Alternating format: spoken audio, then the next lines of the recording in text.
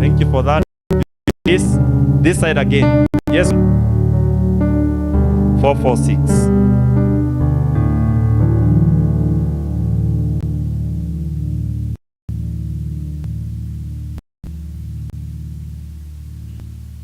Yes.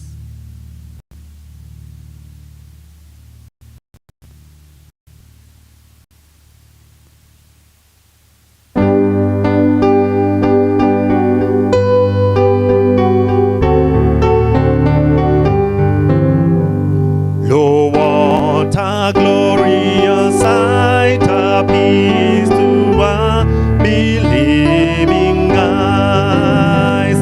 The earth and sea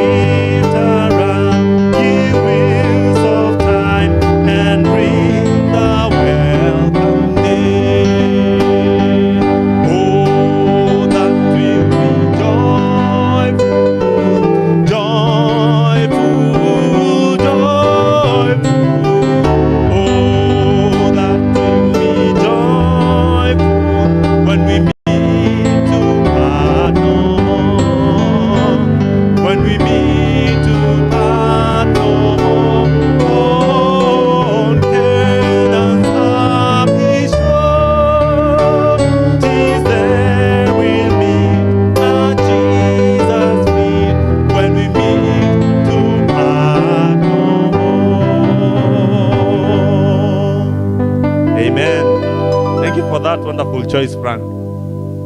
I think we can have one more from this end. Yes, ma'am. 37. 337 or 37? 37, okay.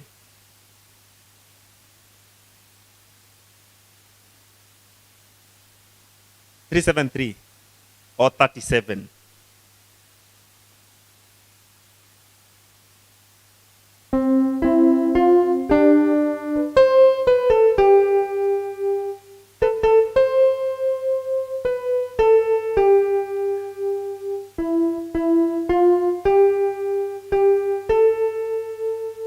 All right, our pianist is having a bit of hard time.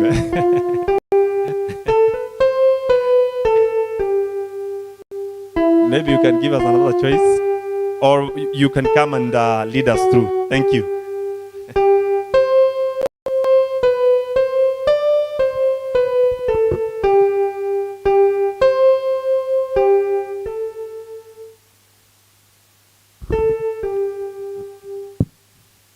Oh, sing my soul, your Maker's praise. In grateful hymns ascending,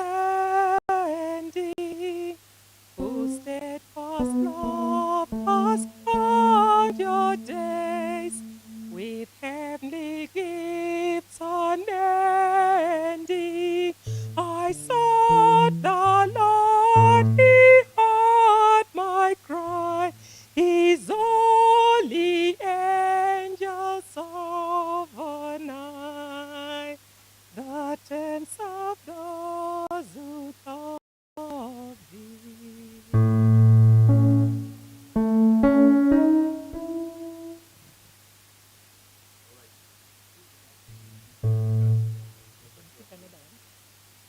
We can still do this one.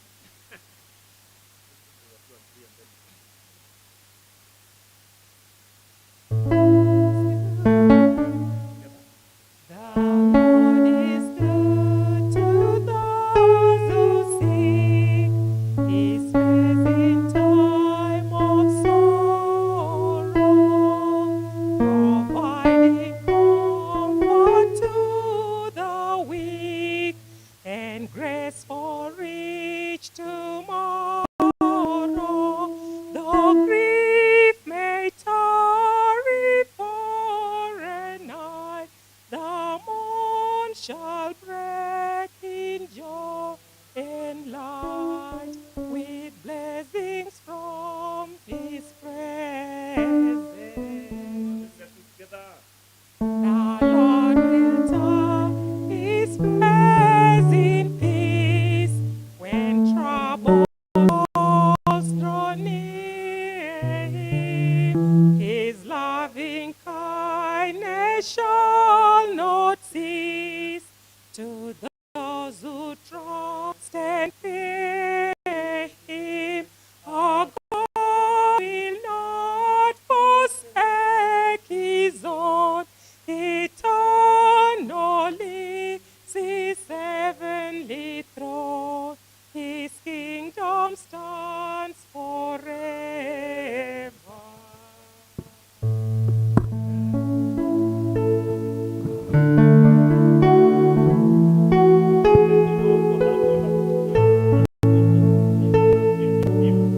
Which we will continue singing even in future. Song number 37. We are waiting for Andy to be ready. All right. So Andy is ready. God bless you. And God bless us all as we listen to his word.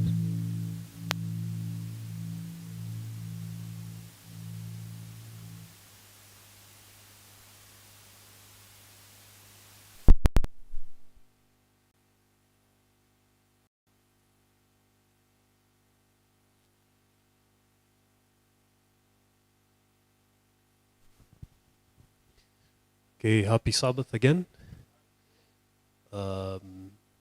Welcome to the afternoon program. I'll just begin with a word of prayer, then we can get into the study. Let's pray. Heavenly Father, thank you so much for allowing us to meet again this afternoon.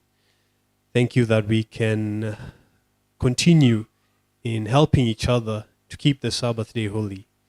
Lord, please impress our minds with truth, and even now as we go on some practical examples on how we can serve you, may you guide us and stir our minds and our hearts on how we can use our abilities, our talents, gifts, which really are gifts from you in order to serve you.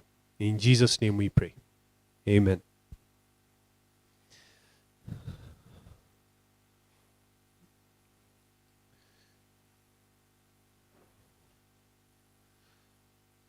Okay, so today I'll be sharing some examples of how, as a church, we can fulfill the Great Commission. In the morning, we talked about our need to surrender and to open our hearts to the Lord. This afternoon, I'll be sharing some examples of ministries all around the world. And recently, at least 2 months ago, the Lord opened a door for me to work in a ministry. And what's interesting, this ministry that I work for, its purpose is to help ministries. So it's a ministry for helping ministries. So I believe it was just by providence, where we can just share so many examples of how people are serving globally. You know, sometimes we can talk about ministry, but I want to show you what people are doing in the hopes that you'll be encouraged and you'll be stirred, that just because maybe you're not able to give a Bible study or, preach, those conventional ways of ministry are really, God is calling us really to go through the irregular lines of ministry, okay? So the Lord wants each one of us to use our talents, gifts, abilities, whatever they are, in order to serve. So I'll go through a presentation, and then we'll touch on just some principles on how to establish a ministry in the hopes of helping us redefine what exactly a ministry is. You know, when you think about ministry, maybe what comes to your mind is Amazing Facts, for example. You know, you're thinking, I need all this money, or I need all these workers. But in regards to God's commission, we see that the 12 disciples who are faithful to Christ, they were able to turn the world upside down, right? And they came to God with a willing heart, right? So the Lord is just calling for our willingness, not our resources, but our willingness to serve, okay? So after this presentation, we'll look at some different principles of how to start a ministry, and then we'll do an activity, all right? We'll break ourselves into different groups based on our presentation, and then you will do, or these people from these groups will do some presentations as well. I'll just guide as we go along. So, from our earlier sermon or message, we talked about being addicted to service, or another word is commitment, right? And from the book Great Controversy, page 299, we're told that one of the most solemn and yet most glorious truths revealed in the Bible is that of Christ's second coming to complete the great work of redemption, right? So, really, if there's anything we're doing right now, is we're waiting for God's second coming. And we're not to wait in idleness, okay? The same way, if you're having a guest in your house, I've realized this especially for ladies, is that you make some preparation for the guest, isn't it? Right? And if indeed we're expecting the second coming of Jesus, there's some preparation that's to be done, not only on our part, but also to get people to get ready. Okay? So, another text here from the book Maranatha, it says, by giving the gospel to the world, it is in our power to hasten our Lord's return. We are not only to look for, but to hasten the coming of the day of God. That's 2 Peter chapter 3, verse 12. Had the church of Christ done her appointed work as the Lord ordained, the whole world would before this have been warned, and the Lord Jesus would have come to our earth in power and great glory. So what that text is simply saying is it's not for us to only look forward for or to the second coming of Christ. It's our duty to hasten it, right? Many times we say we're looking forward to God's or to Christ, and obviously God's second coming, or Christ's second coming, but are we hastening the work, right?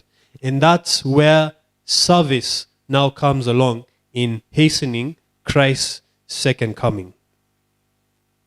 Now, in the book of Revelation, chapter 7, verse 1 to 3, we're given a view of the world. Okay?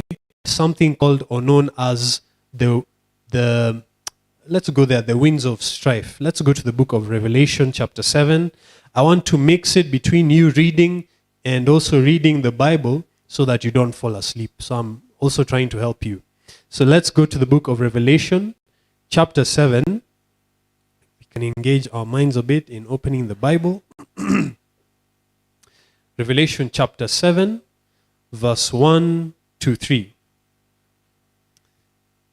Revelation 7, 1 to 3. And it says, and after these things, this is John, obviously the Revelator speaking.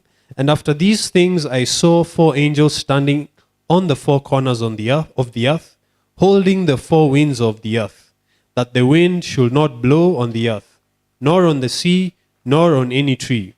And I saw another angel ascending from the east, having the seal of the living God. And he cried with a loud voice to the four angels to whom it was given to hurt the earth and sea, saying, hurt not the earth, neither the sea nor the trees, till we have sealed the servants of our God in their foreheads. So that's the time we're living in, where the angels have been sent to hold the winds of strife. Why? So that God's people may be sealed. So, question, if we truly believe that there is danger coming, right, and there is a need for preparation, should we not do our Christian duty in preparing others or warning them of what's to come? You can imagine if in your home or wherever it is you stay, maybe a caretaker came or a plumber and they realized there's, for example, a gas leak, right? And if your gas cylinder is in your house, it's even more dangerous because if gas fills the house and you light the match, the probability of a fire breaking out is higher, isn't it?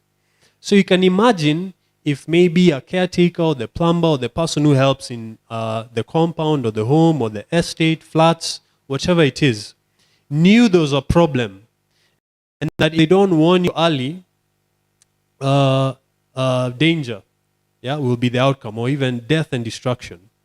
So how much more so we who've been given the words of God, the words of life, telling us of a time that's coming in the future where there'll be no buying or selling, or where there'll be a great time of trouble. We have these truths, but we live as if everything is just going, like nothing will happen, isn't it?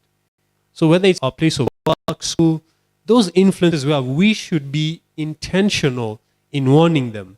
And the warning doesn't come, us screaming and shouting, but being prayerful, discerning on how best we can share these truths to God. The reason is we will be accountable to God, right, for these truths, okay? Remember, we are called to be active Christians, not passive Christians. Okay?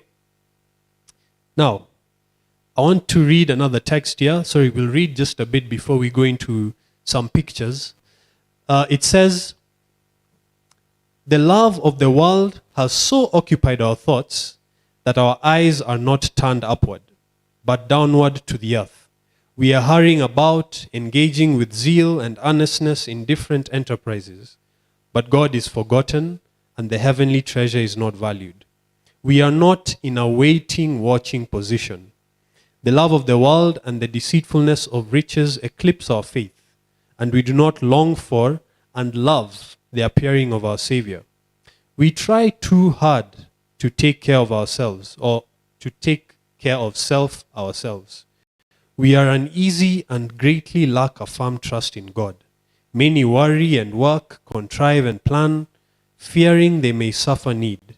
They cannot afford time to pray or to attend religious meetings, and, in their care for themselves, leave no chance for God to care for them. And the Lord does not do much for them, for they give him no opportunity. They do too much for themselves and believe and trust in God too little." And it just goes back to our morning study again. We have, there's a lot of noise around us to the point that meditation becomes close to impossible. Why? Because we're so busy to the point that even taking a moment with God is close to, it's not impossible, but activity has become a snare to us. To the point that the Lord doesn't even know what to do anymore. He's knocking, but there's too much noise, right? And when there's too much noise, what you need to do is what? Reduce the volume of that noise so that you can hear what Christ is saying. Then from the book Review and Herald, it says, "When we have entire, whole-hearted consecration to the service of Christ, God will recognize the fact by an outpouring of his Spirit without measure. But this will not be while the largest portion of the church are not laborers together with God." So you can imagine the reason why the Lord hasn't come is because we as a church are not laborers with him. We become laborers with the world. Okay? So now we have to choose who is it that we want to labor with Christ or the world. And that's where the need for self-supporting or lay workers comes in. The church has this theme of "I will go," or of total member involvement. The statistics in terms of these are the average statistics of the ratio between church members and pastors or ministers. So in the worldwide church, there's, for every lay member, that's for every, let's say, member here, let's say we were 1,000 members in this church, there's one minister to support the work or to support them, okay? So that's a ratio of 99.9%, right? Meaning we're not in a very good place. You can imagine if all these lay people have to rely on this one minister to serve. This is within the church. We haven't gone to the global population. This work will not finish, especially if our members and ministers are not relying on the power of the Holy Spirit. Okay? So we have been given a duty, right, to be supporting workers for Christ and for the church as well. Now, there are some more statistics here. I don't know if they're visible. It's very small. So there's some statistics here for the 12, I believe for the 12 divisions of the Seventh-day Adventist Church, right? And if you see that red arrow, it shows the church membership in the beginning of the year. These are statistics for the year ending 2021, okay? So East Central Africa Division, in terms of members, has about 4.5 million members, right?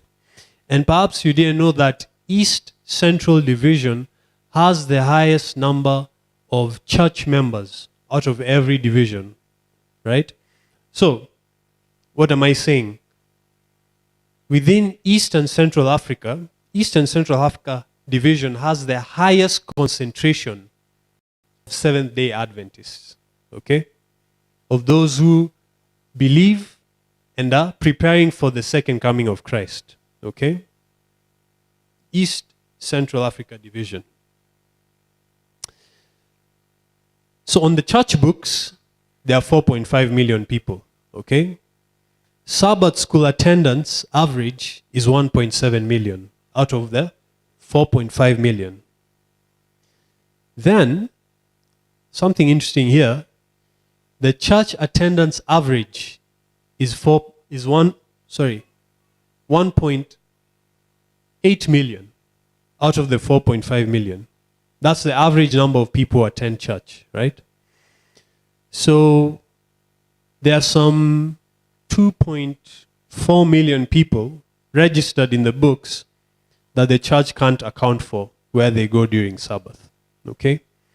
And that's why there needs to be the emphasis for true revival and reformation within the church, right? The statistics don't look well for us. Now,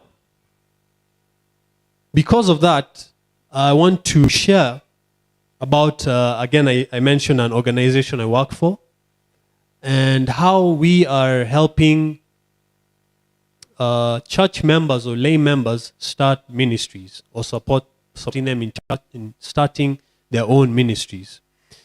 So it all began, I'll give you some history, in a school called Madison, okay?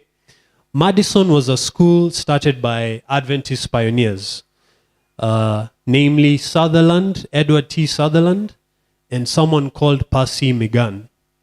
And this was the first Adventist institution where Ellen White actually served on the board. So what was unique about this institution? It was a school. What kind of school? It was a school geared towards preparing young men and women and old men and elder women as well in proclaiming the gospel of Christ, right? In terms of going into the details of what they did, perhaps we can schedule another session, but it was almost similar to what we'd call the school of the prophets in the book of, I believe it was Samuel, right? If I'm not wrong. Now, Madison School closed down. It started in the 1900s, but it closed down. Now, the last cohort of students who went to Madison ended up going to a school called Loma Linda. You're familiar with Loma Linda, right? Now, before Loma Linda became the behemoth of an institution it is, it used to have a similar program as Madison had. And there was a cohort of students who left Loma Linda and started an institution called Wildwood Lifestyle Center and Hospital.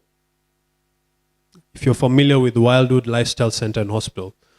Wildwood Lifestyle is, after Madison, is a similar Madison in terms of a school geared towards training health evangelists or medical missionaries.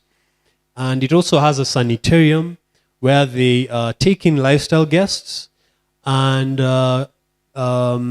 help them recover from these non-communicable diseases, diabetes, hypertension, various non-communicable or lifestyle diseases, if I could use that, using just following New Start and lifestyle changes or lifestyle intervention. So through Wildwood and through Madison, another institution was born called Adventist Laymen and Services Industries. ASI. You're familiar with ASI, or you've heard of ASI, isn't it? So the purpose of ASI was the church or the general conference noticed that there's a gap between those who are starting similar institutions like Wildwood or Madison. There's a gap between the lay people and the church. There's like a disconnect. So this institution, with the help of, I believe it was Percy T. Megan, if I'm not wrong, they started ASI to be that bridge, between the lay people and the church as an institution at the conference level. But that was not enough, because just having a bridge between the lay people and the conference was not sufficient to, yet this institution still exists. They saw that it's not sufficient to help or to further the cause of God. Then now in 1983, another institution was born called Outpost Centers International, which was born in 1983, and it was started by the leadership at Wildwood at that time. And the purpose of Outpost Centers International is to help ministries grow, because a gap was realized that there are people who start ministries, lay people specifically. They start a ministry, they don't know how to go about it. They start it, get discouraged, then the ministry closes, right? So the purpose of OCI was to help network different ministries, to help them get support in terms of human resource, experience, finance as well, and to help them help them get some direction in terms of ministry. So OCI is the organization which I work for part-time, or Outpost Centers International. So as of, let me say last year, the institution has, or is working, or has helped build up over 200 ministries throughout the world. And we have a presence in 60 countries. So the way OCI is structured, just to give you some at least administrative background, we've also divided ourselves into church divisions. So there's leadership in every division. So my role is the team lead for East and Central Africa. And this is a guiding principle of OCI as an institution from the book Selected Messages, book 2. It says, repeatedly, the Lord has instructed us that we are to work the cities from outpost centers.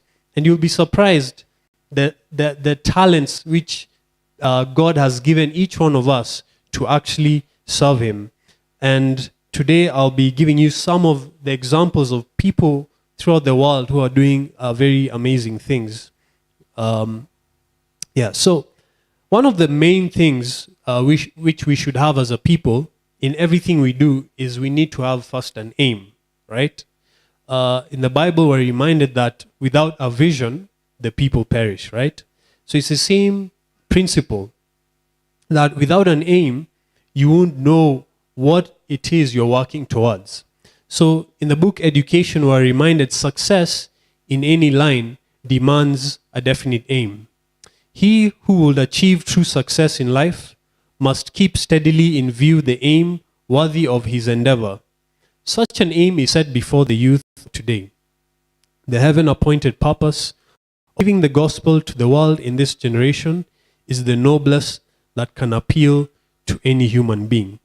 So by the time you have an aim, in whatever form of service you want to give the Lord, then everything else becomes a tool to achieve that aim. I'll give an example.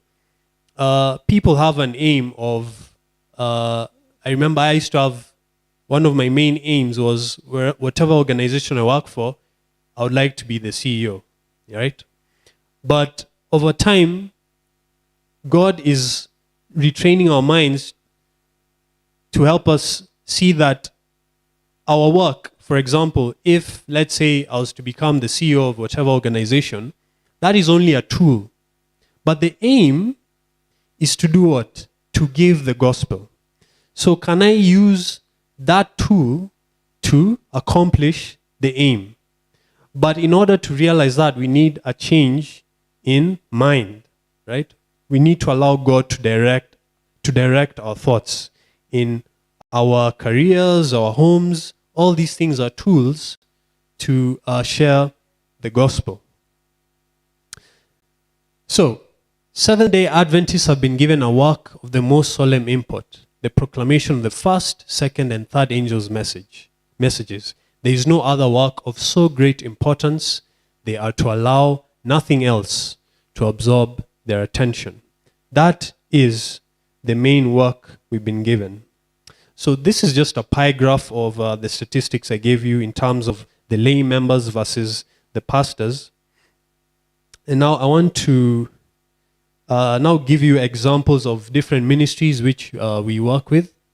This is an institution in the Philippines. This is a recent ministry that joined OCI, or that's being supported by the ministry, OCI. It's called SILOAM Valley Institute in the Philippines. And what they do is they take young people and give them the opportunity to get training in basic mission work, right? Even these are actually these are replica of the places where they stay in, right? So you can see they're really preparing them in the midfield, right? So apart from just basic preparation, some of it includes also cooking. And you'll be surprised how food plays such a powerful impact in outreach, right? And I'll give an example of an experience we had. There was a time we were in India, in a place called Tamil Nadu. I think that's what it was called. And in India, they worship many gods, right? They have different gods. But it's amazing, that time we didn't use food, we just used health. We were carrying out a health camp. It's amazing how when someone's very sick, even if they believe in whether it's Vishnu or whoever it is, if they're sick, they will come to you, whatever you believe in. And when you ask them, can I pray for you? They'll say, yes, please, pray for me, right? So the Lord gave us these tools, health, and especially now cooking, of course, food, to be an entering wedge for the gospel. This is the entering wedge. It's not the gospel, but it's to allow the gospel to reach the hearts of men. And that's why we talk about Christ's method alone in ministry. It's not just about holding a public meeting, then closing down and hoping for the best. No. It's a full-time work, right? It's a full-time work needing full-time dedication. And that's why, for example, for our different careers, you go through, X amount of time in preparation for those careers, isn't it, in a university? How about preparation for God's work, right? It's not just part-time work. It's to be a full-time job, right? So, apart from cooking, they also have health expos, right? Because all over the world, I believe the number one killer or number two, I don't know where it is, right now is coronary heart disease, right? And coronary heart disease can be majorly prevented just through simple lifestyle changes, okay? So we need to go outside or think outside the box in terms of how can we do ministry in the area. So in this case, when they're doing the health expo, whether it's checking for sugar levels or blood pressure, people are willing to come and listen to anything that will help them be healthy or stay healthy. So after those meetings, what they do is they have some Bible seminars, and look at the turnout. Just from those simple things, whether it's cooking classes, whether it's health ministry, they're able to actually now almost reel the people over for evangelism meetings, okay, which were followed by baptisms as well. Now, this is another ministry called the Healing Way in Indonesia. There's something unique about Indonesia. I don't know if anyone knows. It has the highest number of something. Who knows? Indonesia. Yes, Muslims. Do you know the number? 100 plus million. I think 120 million, right?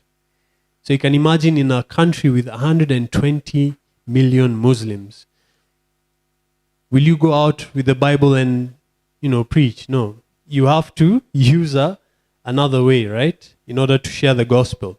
So what the Healing Way does, similar. Young people who want to be trained and train them in health expos. And you can see, of course, young ladies, young Muslim women with hijabs. I think it's called a hijab, but I know they all have different names. I'm not sure which one. But all of them are coming because of what? The health message, which is what? An entering wedge. Okay? So the Lord is calling us to use those methods which seem more inconvenient and more uncomfortable to us, but which have the greatest success. Okay? This is another ministry, again in Indonesia, called Club Sehot. And it's a health food store, right? So this lady, what she does, she has a health food store in Indonesia, and whenever the customers come in, she gets their contacts, right? And just talks to them about health, about the different produce she sells. And in the end of the day, she builds a database of different clients and their different interests, and they're able to go for retreats where they learn more and where they even eventually have Bible studies, people interested in Bible studies. Now, this is not a one-day work, is it? Right? This is something that needs a lifetime commitment, a calling, right? And you can see it's not the conventional way of ministry, right?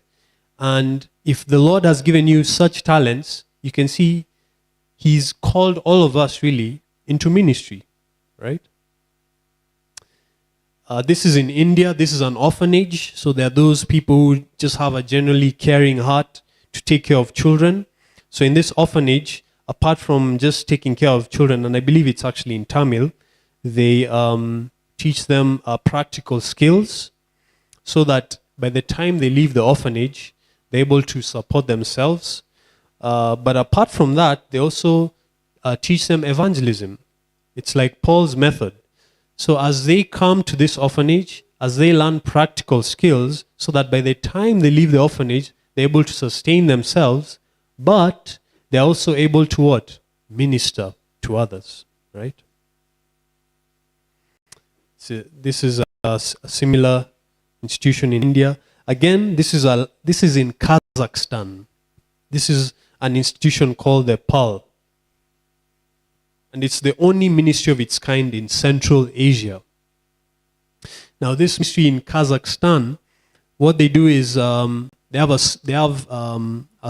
it's in a small house. They have beds, and when people are suffering from diabetes, hypertension, just lifestyle diseases, they come 7 days. They're taken through lifestyle intervention, exercise, nutrition, health talks, the things which we have.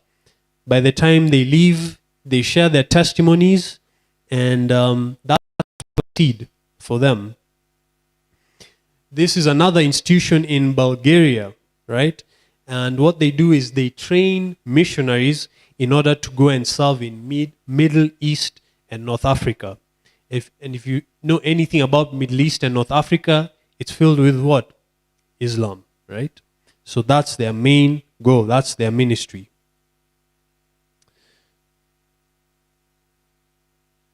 This is another ministry in, sorry, I'm disconnected.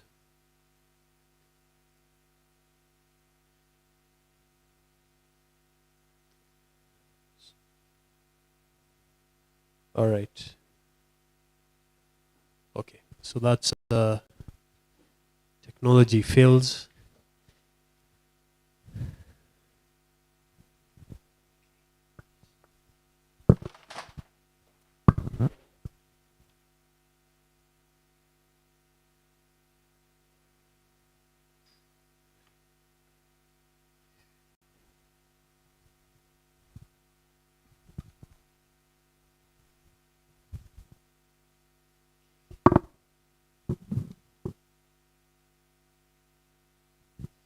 All right. So this is another institution in Turkey. You can even see their banners written in Arabic or Amharic. I believe it's Amharic. So again, Health Expo, and you know Turkey, it's majorly what? A Muslim country, again. Health Expos. This is another institution, though it's not very active. This is actually in Kenya. Some people may be familiar here. This is a place in Migori where they were training on basic health evangelism skills, cooking, of course, very rural, very simple. This is another institution, probably the most successful institution within Africa. And it's called Riverside Farms. And the beauty of all these institutions, you'll see people start an institution. As it grows, there's a call to another country. They go start an institution there. So really, it's a network. You know the way in business people rely on networks for contacts or for business and everything. It's the same way even in Adventist, or at least it should be the same way in self-supporting work. We should rely on our networks of people who've done something successfully in order to help and counsel as well. So Riverside Farms has a wellness center. I believe that and overlooks the river Zambezi. Very, very nice place. And they also have a school. And they have one of the largest banana farms in Zambia. They're one of the largest banana suppliers in the country. So apart from just being an institution which is trying to share the gospel, they're also a very sustainable institution. Many times there's that belief that if you're doing God's work, it should not be sustainable, right? But from all the examples we've seen, at least as far as I know, they are very sustainable, okay? So as they minister, the Lord is also ministering to them and giving them the funds in order to sustain God's work. This is a school, I believe, in Bolivia, if I'm not wrong. Another institution in Brazil. Similar concept. There's just a blueprint to follow, which we've been given by Ellen White to follow. So they're just following that blueprint. This is in Austria. Now, this institution in Austria was bought by an Adventist businessman. And what he wanted to do was to start a wellness center. So you can see there are people who God has moved upon their hearts to actually support the work. Another similar lifestyle center, wellness center in Ukraine called Our Home. Now, during the war, or at this point, or when Russia invaded Ukraine, this institution, Our Home, was turned from a wellness center into a refugee center in about turnover of about 24 hours. So they moved from when Russia invaded Ukraine, they moved from being a wellness center to now being a refugee center. And as a result of that, as the refugees come in, and they normally have a high turnover of people, they are still able to have even studies with the refugees. And you know, the refugees who come from, the refugees within Ukraine are from all manner of backgrounds, you know, different, they come from different places. So you can imagine as the refugees come there, they're ministered to, an opportunity comes for them to go to their homes, and that's how the gospel works. So with the experience of our home, it just shows how we should be very flexible. That just because you believe God has called you to this certain work, it doesn't mean that you can change based on the circumstances. God expects us to be proactive. That's how it looks again, our home. This is another institution again in Romania called Hargelia. It's a wellness center. And this is Wildwood, now where OCI was born. It's one of the oldest institutions, or oldest wellness centers at least. This is another institution called Uchi Pines, which was born as a result of students who went to Wildwood. Again, Eden Valley as a result of their previous institutions. Locally, in Tanzania, we have an institution called Dunia ya Heri. It's an orphanage that's run by a German couple. And in that home, they're following a similar model to the one in India, where as they bring up the children, they're teaching them basic skills, basic home skills, and also trades for those who are older enough. In Chile, that's in South America, they have a wellness center, but it's more of like a spa, right? Where people come to get, whether it's massages, in steam rooms, and they use that also as an avenue for ministry. Another interesting ministry is in Czech Republic called Country Life. Country Life is the equivalent of Healthy You. Familiar with Healthy You, right? So this Adventist businessman, right now he has many branches. He now has the Healthy You equivalent there in Czech Republic, but he uses it to teach on lifestyle, a healthy lifestyle, of course, and he does some cooking classes, and yeah, that's their ministry. Again, we have this institution in Germany, another wellness center, Riverside. We've just gone through that. Vida International is a school.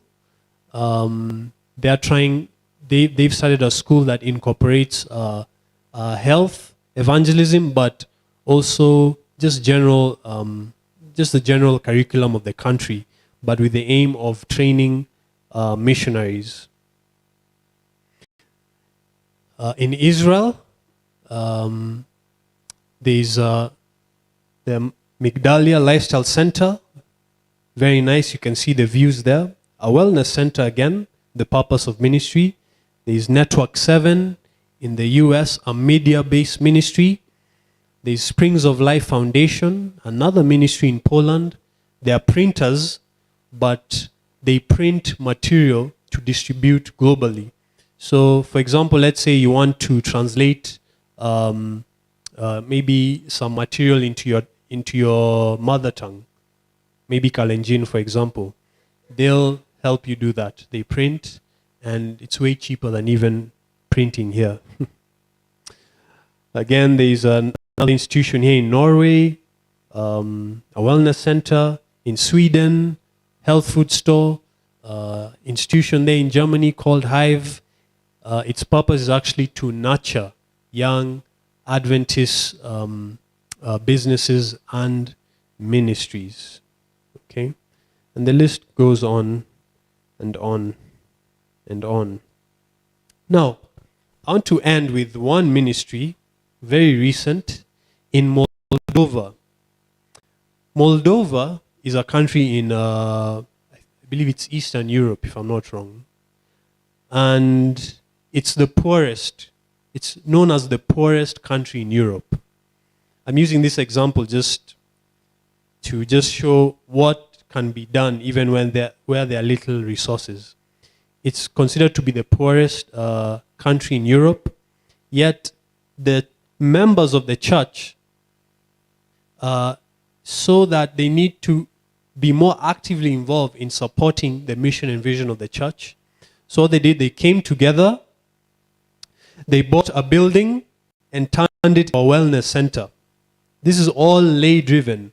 So they put together money to start this, and then they hired, obviously, people who are experienced within their circles, and this is the result. So they bake bread there. They have Bible studies with the lifestyle guests. That's the restaurant. Those are the rooms or the bedrooms for the guests. That's a lecture hall. These are some of the guests. This was just about 2 months ago. This was shared with me 2 months ago. They have a steam room, a sauna, a massage room.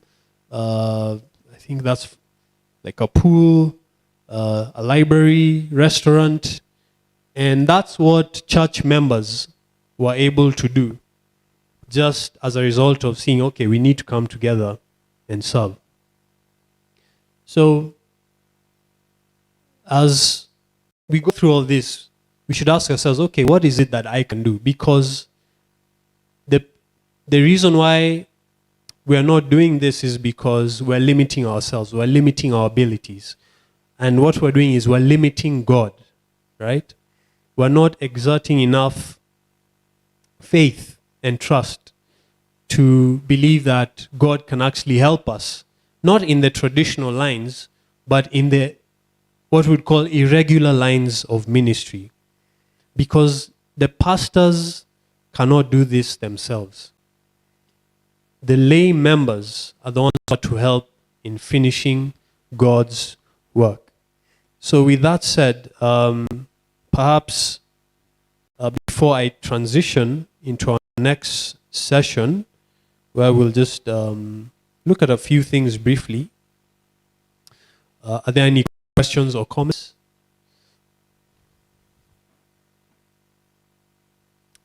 Questions or comments?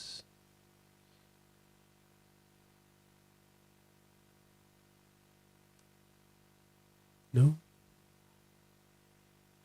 Concerns?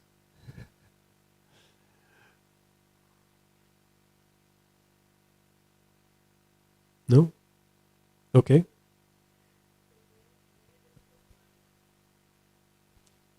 The funding comes from donors. It comes from donors, and it also, for example, the previous institution I showed, that came from members. That was purely member-driven. And most of these institutions really, if you look at how they started, they struggled. It wasn't easy for them. They struggled. And a lot of it was started by people who just had a vision. But the beauty is, especially where there was consistency in ministries, more people, let me just give an example.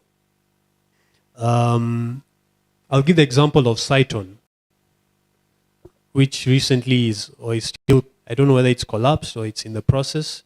But Saiton had one of the most insane interest rates for your investments, 18%. I remember when a friend of mine was showing me that 18%, he said he believes this is a con. Because even, for example, fixed deposits or money markets don't give 18%. Yeah? But when you look around, if you go to Ruaka, you'll see they have developments there. If you go here in Ridgeways, though this one was stalled, they have developments there. Karen, they have developments there. Kilmani, they have developments there. So because of what's happening, what people can see, a lot of people did what? Invested their money. Why? They are seeing results, right? And it's the same way I've noticed in ministry. The institutions which are most successful, people will tend to put their money there. Why? Because they see the results. Riverside Farms, which is the most successful or one of the biggest institutions, at least within Africa, receives the most, in terms of donations, one of the highest donations. Why? People are seeing what they're doing and they trust, if I donate this money here, then it will be used for the cause. I don't know if that makes sense. But it wasn't just started by someone. You won't give money to, let's say, when you just see soil. Maybe when you see the foundation, Then you see the walls coming up, you see the lintel, then you'll be like, okay, here I can maybe put a bit of money. By the time the windows come up, the roof, someone will say, okay, let me put more money. So it's something I've realized as well with these institutions. So the donors, most of them they're global. They are based globally, but they tend to remain anonymous, at least for the institution I work for. They like to remain anonymous. But one of the roles I play, and the other leaders in the 12 divisions play, is that there are people who are looking for genuine ministries and actually want to support. But they won't support when they see just soil, right? They want to see effort, right? Which, I don't know if that answers the question. Yeah. Are there any questions or comments? Yes. Yes.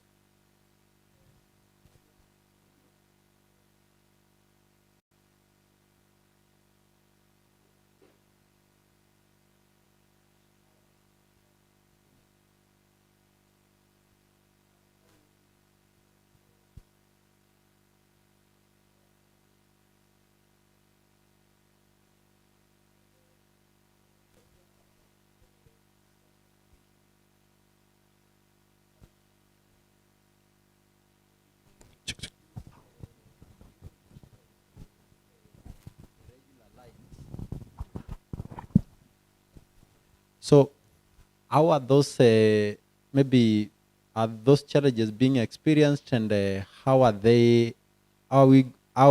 can people bridge those gaps so that as we move also in the mainstream, also the the self-supporting ministry will not be like it's operating on their own.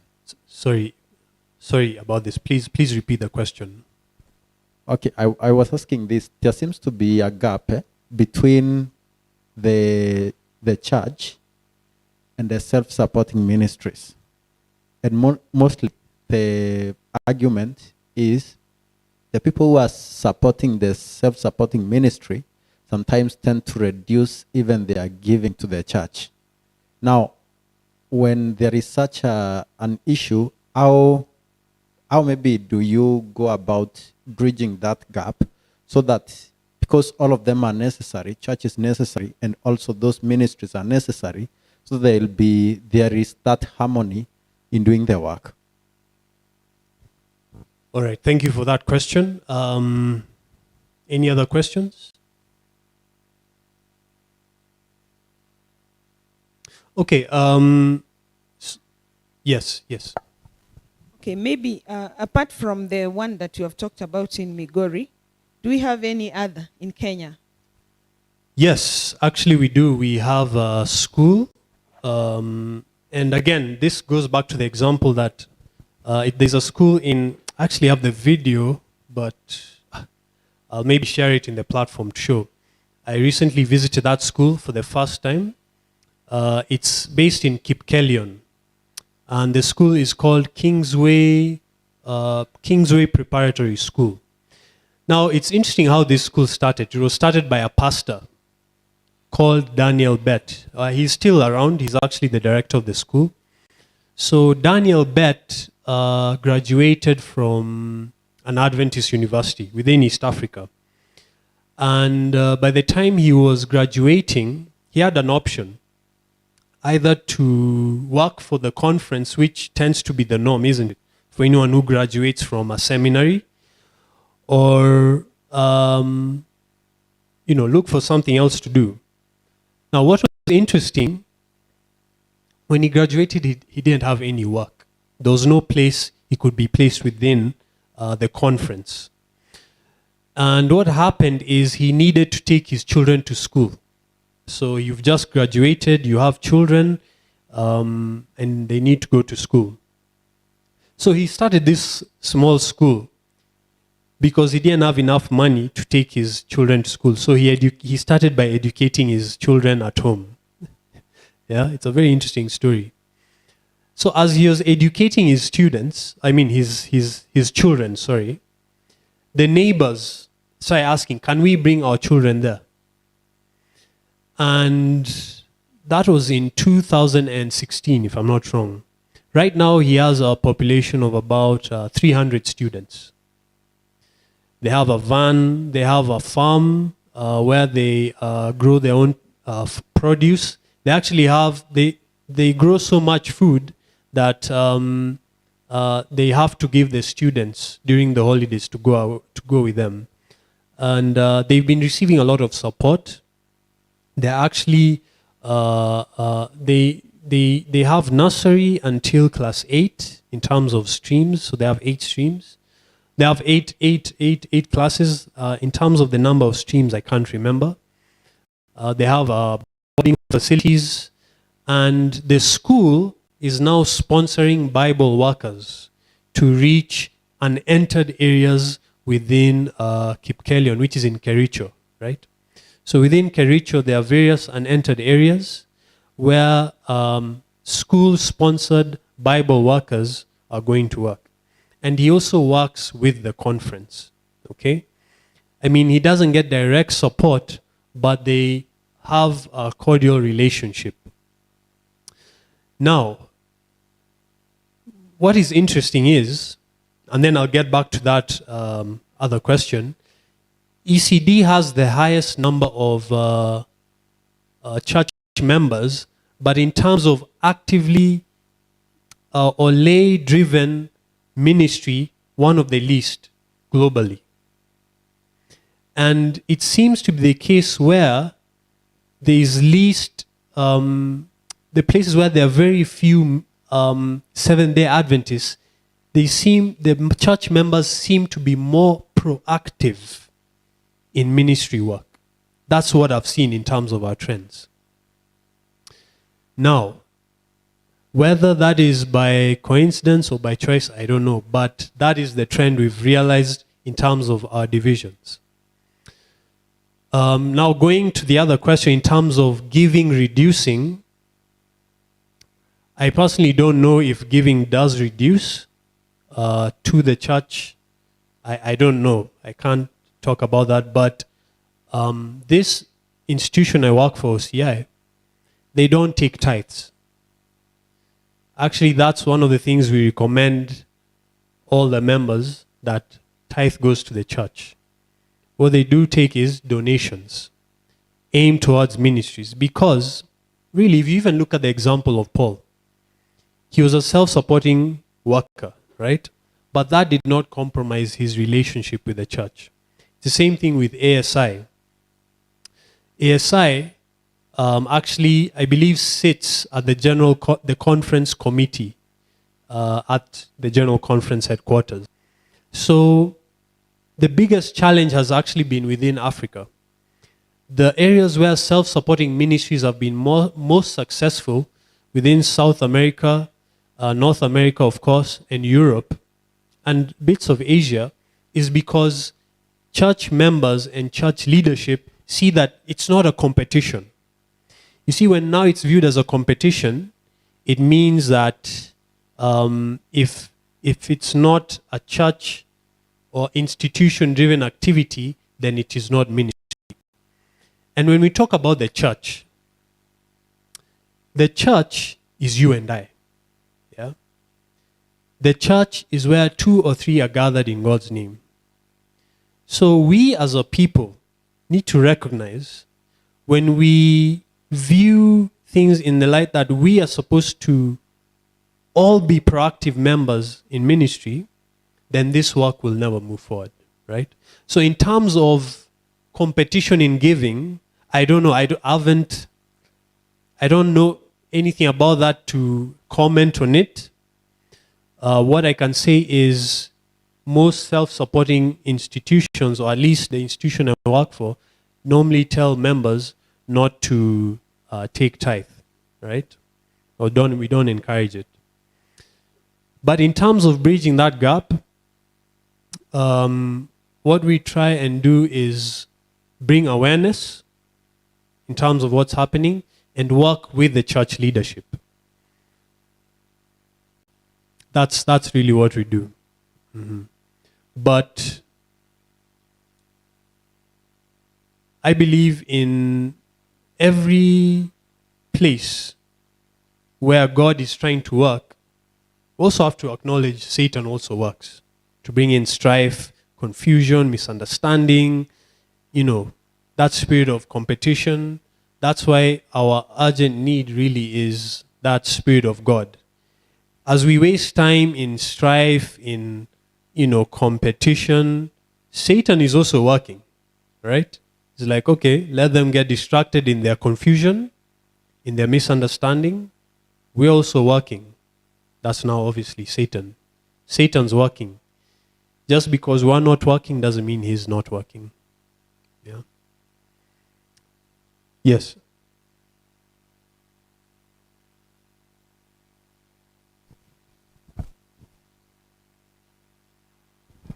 I think maybe also to address the issue that is raised. Sometimes it's so easy for us to think about ministries as people outside the church. But I think one of the cases where we have seen is a case where the church members came together and organized an activity. So in order for, I think when we want to do something, I think the most important place to start is what can we do here, even as our church, in order to win people for Christ? What activities can we do here? Can we have cooking classes? I mean, what can we do as individuals instead of just looking at it as, I want to start something on my own. But I think what you're trying to do is to create an awareness in what we can do even as a church. In SILOAM, what can we do in this place so that the members of the community can know there's something, going on in SILOAM compound so that they can be attracted. I think that's the question we should be asking ourselves. What can we do as a church in order to promote evangelism in the environment around SILOAM? I think that's the best place to start for us as a community, so that it's our work and it's evangelism, the work that we want to do for Christ. I think we need to start with ourselves here rather than looking at what I can do. The question is, what can we do as a community of believers to win souls for Christ in this area? Thank you. All right, thank you. I just want to maybe give an example. I think it was about 2 years ago, Lavington SDA Church. We helped them run a campaign similar to Health Expo. And they were very ambitious. And, when a church is ambitious for something, people like me get excited. So they put together a budget for just doing outreach. And what happened is we had 2 stations. We had a station at Lavington Mall, and we had another station at,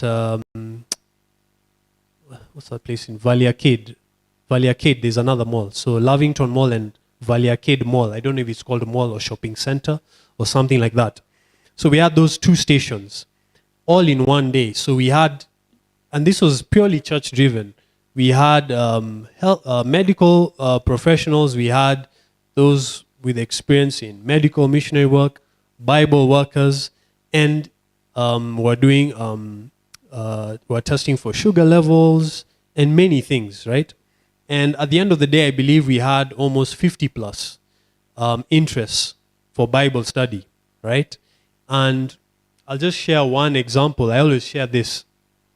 The booth I was manning was actually temperance booth. So we're using the 8 laws of health for our booths. And for mine, it was temperance. And as people were coming, there was one person who came, and on the temperance booth, I was normally asking people about their spiritual life. And it's interesting, there was one person who came. I asked him, how's your relationship? We're just having an interesting conversation. And I was asking him, how's your spiritual life? And he told me ever since he joined Parliament, so he's a member of Parliament, even right now he's still a member of Parliament. He told me ever since he joined Parliament, his relationship with God has gone down. And I asked him, so would you be interested in Bible studies? He said, I would actually be interested in Bible studies. Now, I don't know how that went with the church, Lavington, because they're the ones to follow up with those interests.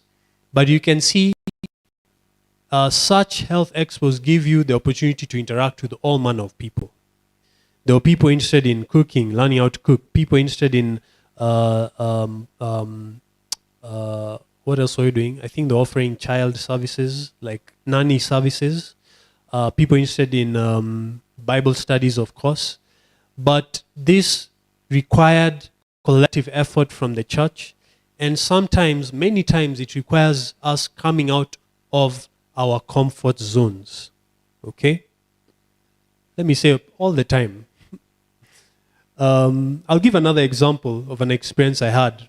The first time I went for outreach was actually in university. And where I went to university was is cold. They get cold winters. It's in a place called Liverpool. So I remember our youth leader. He was quite elderly, still elderly. He was tired of us as youth sitting in church. And many of us were students from all over, within the country and also international students. So he said, I don't want you young people to sit in the church. I want by the time you leave this church, your parents are happy that they sent you here. So what he did, he got 2 cars, his car and another elder's car. He took us to a street, let's say 5 kilometers away. This time it's winter and it's raining. And he says, I want you guys to knock on these doors and give out the great controversy. So some of us were complaining, were saying, no, it's cold. We don't want to do it. Maybe when it's warmer. But he insisted, he said, no, we're not leaving until you knock on these doors and just share Jesus. Not that he is a trained Bible worker, but for him, he wanted to see us doing something. After that session of knocking on doors, when we came back to the church, the afternoon was just spent sharing testimonies of our experiences. And all of us could not wait until the next time we went out, right? So it's not really about the training. It's not about how much you know or how skilled you are. It's about that willingness to just start, right? With the simple things that God has given. Are you talented in cooking? Use that. Yeah. Are you a good Bible worker? Use that. Are you an extrovert? God can use that to help you in reaching out. Okay. Yes.